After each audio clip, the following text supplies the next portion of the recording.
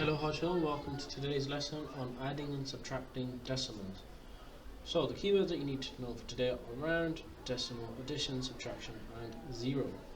So the real life application would be in money when you go to purchase things from shops, and for businesses we're going to go through a few examples later on how it relates to money. Okay, so for example 1 we have two decimals that we are adding together, and that is these two decimals here. So step 1, it says to align the decimal points in column method. So I have 13.1 plus 4.55. Note that this is our units column, that's our tens, so make sure that they are aligned correctly. Okay, and make sure the decimal points are directly below one another. Yep.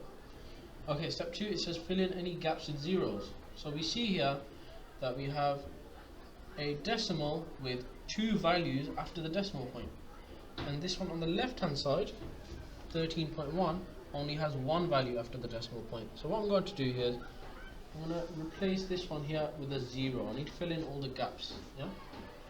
Okay.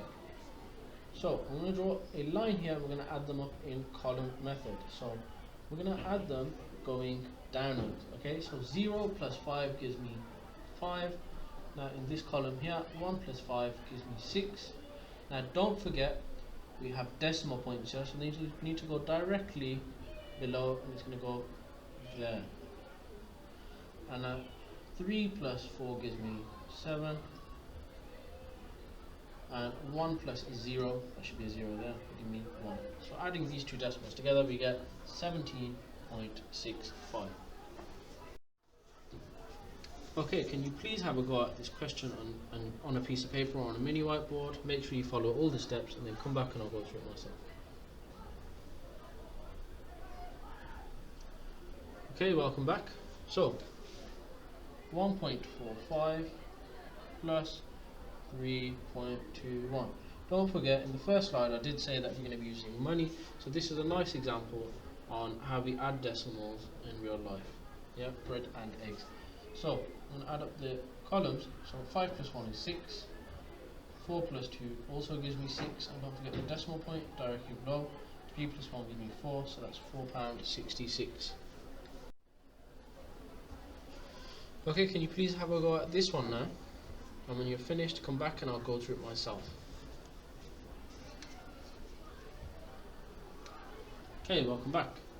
So this one is slightly different now, because you'll see that we're going to have values greater than 9. Okay, so if we add up this column, 7 plus 6 gives me 13. So what I'm going to do here is I'm going to put a 3 here from the 13, and I'm going to carry the 10, yeah, into that column. Now 8 plus 2 gives me 10, add the 1 from below, can cross that out, gives me 11. Okay, because that gives me 11, I'm going to put the 1 from the units column, I'm going to carry the 1 from the 10 onto this side here. Now 1 plus 2 gives me 3, and now 3 plus 1 gives me, this 1 remainder here gives me 4. That's £4.13. Okay, now we have come on to an example where we will be subtracting decimals. Okay, so it's the same principle as adding, except for, or the same steps should I say, as adding. However, we're just going to subtract the numbers. Okay, so step 1, I'm going to align them in column format. 0.5.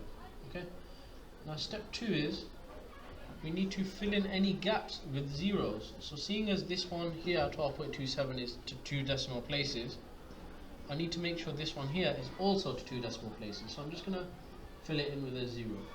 Okay, now column form, I'm going to subtract some numbers here. Okay, so 7 take away 0 gives me 7.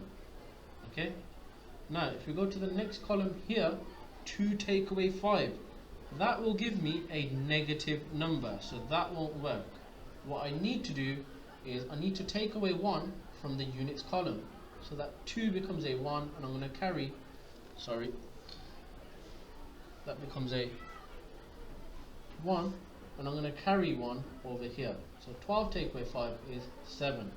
Now don't forget our decimal point here vertically. Now we have 1 take away 8.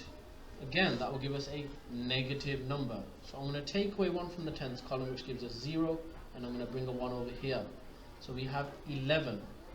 Okay, just going to make it a bit more visible.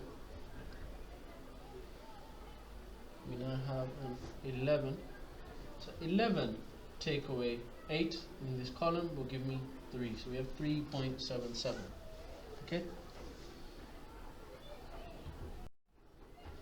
Okay, can you have a go on your mini whiteboard calculating the subtraction of these two decimals? Once you're finished, please come back.